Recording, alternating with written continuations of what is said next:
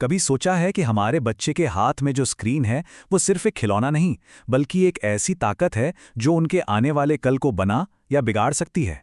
तो आज हम इसी स्क्रीन महामारी के पीछे का चौंकाने वाला सच जानने की कोशिश करेंगे और समझेंगे कि ये हमारे बच्चों के बचपन को कैसे बदल रहा है। चलिए शुरू करते हैं। इस पूरी कहानी को दिल से समझने के लिए चलिए थोड़ा टाइम में पीछे चलते हैं। हम दो अलग अलग दौर के दो परिवारों के लिविंग रूम में झांक कर देखेंगे और जो दिखेगा वो शायद चौंकाने वाला हो, क्योंकि ये बदलाव हम सब कहीं ना कहीं महसूस कर रहे हैं।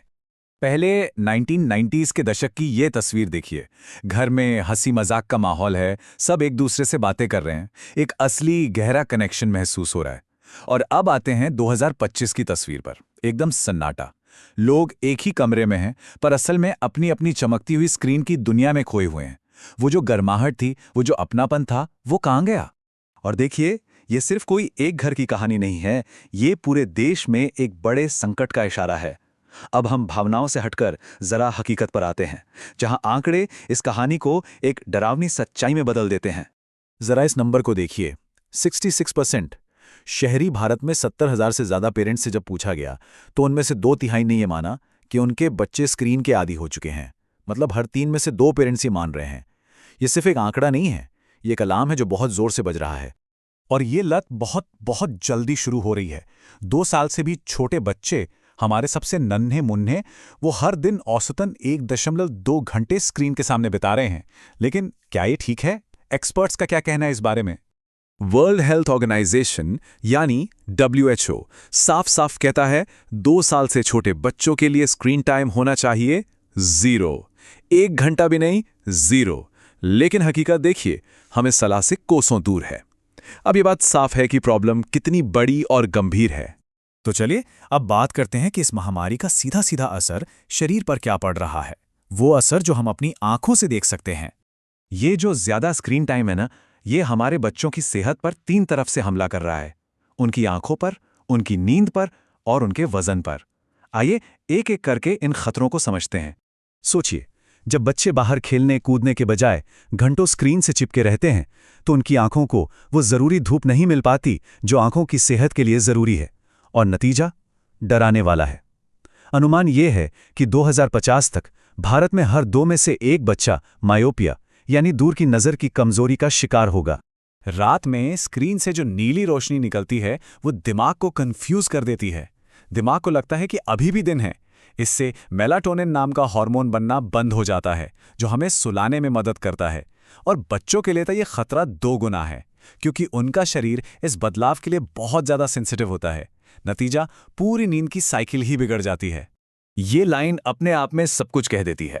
स्क्रीन पर बिताया हर एक मिनट वो मिनट है जो किसी खेलकूद या फिजिकल एक्टिविटी में नहीं बिताया गया। और जब बच्चे बाहर खेलने के बजाय अंदर ही बैठे रहेंगे, तो मोटापे का खतरा तो बढ़ेगा ही।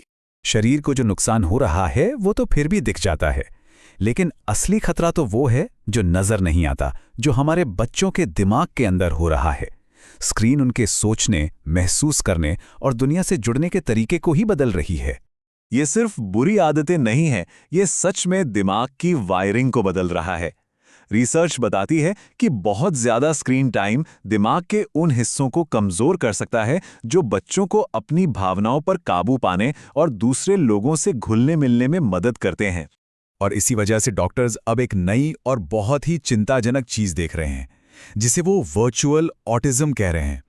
ये वो क्लासिक ऑटिज्म नहीं है, बल्कि ये ऑटिज्म जैसे लक्षण हैं, जैसे लोगों से दूरी बनाना, बोलने में देरी होना, जो बहुत ज्यादा स्क्रीन देखने की वजह से बच्चों में पैदा हो रहे हैं। ये सिर्फ कोई मेडिकल टर्म नहीं है, ये कई परिवारों की एक दर्द भरी सच्चाई है।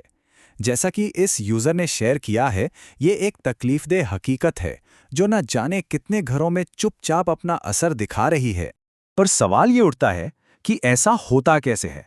मतलब कोकोमेलन जैसे कार्टून जो इतने प्यारे और रंगीन लगते हैं, वो आखिर बच्चों के दिमाग को ऐसे कैसे जकड़ लेते हैं? जवाब छिपा है उस साइंस में जो उतनी भी मासूम नहीं है। ये कोई इत्तेफाक नहीं है, ये एक सोची समझी टेक्निक है। बहुत ज्यादा चमकीले रंग ध्यान खींचते हैं। हर 2-3 सेकंड में सीन इतनी तेजी से बदलते हैं कि दिमाग को कुछ और सोचने का मौका ही नहीं मिलता।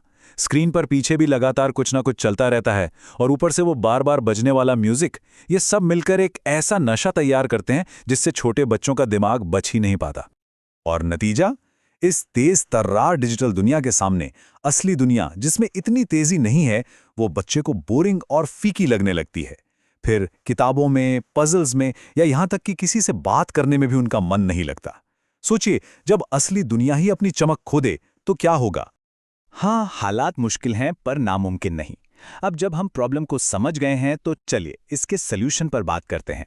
देखते हैं कि हम इस चक्कर को कैसे तोड़ सकते हैं और अपने बच्चों के बचपन को कैसे बचा सकते हैं। ये एक तरह की फैमिली गाइड है। पहला और सबसे जरूरी कदम, खुद एक अच्छा एग्जाम्पल सेट करें, क्योंकि बच्चे वही करते हैं जो वो देखते हैं। दूसरा, घर में कुछ जगह स्क्रीन फ्री बनाइए, जैसे खाने की टेबल और बेडरूम। तीसरा, बच्चों को बाहर की दुनिया में ले जाइए, उन्हें खेलने कूदने दीजिए। चौथा, ब्लॉक्स, पजल्स, बोर्ड गेम जैसे पुराने खेलों को वापस लाइए जो दिमाग को तेज करते हैं। और सबसे जरूरी पांचवा कदम, इसे एक जंग मत बनाइए। स्क्रीन के खिलाफ आप और आपका बच्चा एक टीम है, एक दूसरे के खिलाफ नहीं।